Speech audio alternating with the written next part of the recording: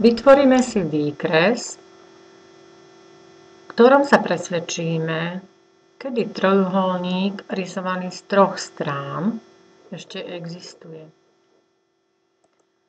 Tak ako na papieri začneme narysovaním úsečky. Klikneme na ľubovoľné 2 body. Ďalej vytvoríme 2 kružnice, tak ako keď rysujeme do zošita.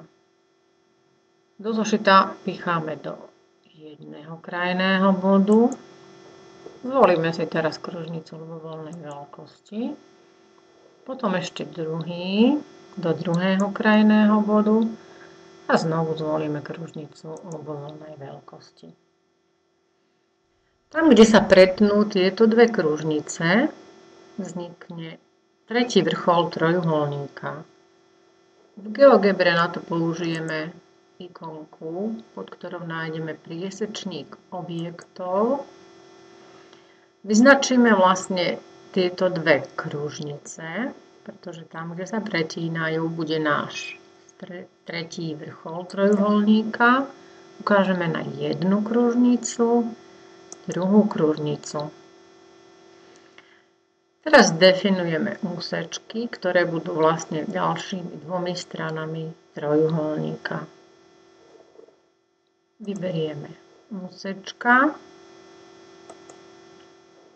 ukážeme na jeden bod, druhý bod a ešte ďalšiu úsečku, jeden bod, druhý bod.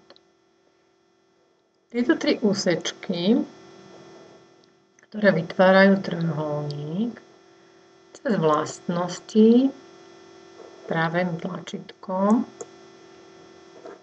dáme všetky rovnakej farby. Vyberieme si napríklad červenú. Máme tu vlastne všetky tie 3 úsečky. V tejto pozícii zobrazíme hodnotu.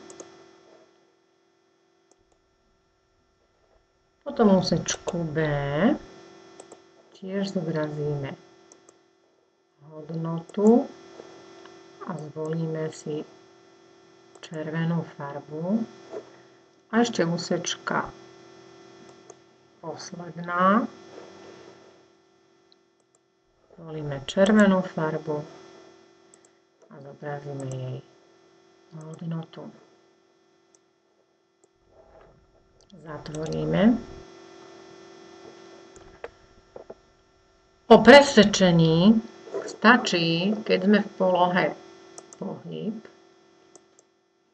a budeme meniť dĺžky týchto osečiek tým, že vlastne zmeníme dĺžku kružnice jednej alebo druhej. Podobne môžeme zmeniť aj dĺžku úsečky, ktorú sme narysovali na začiatku.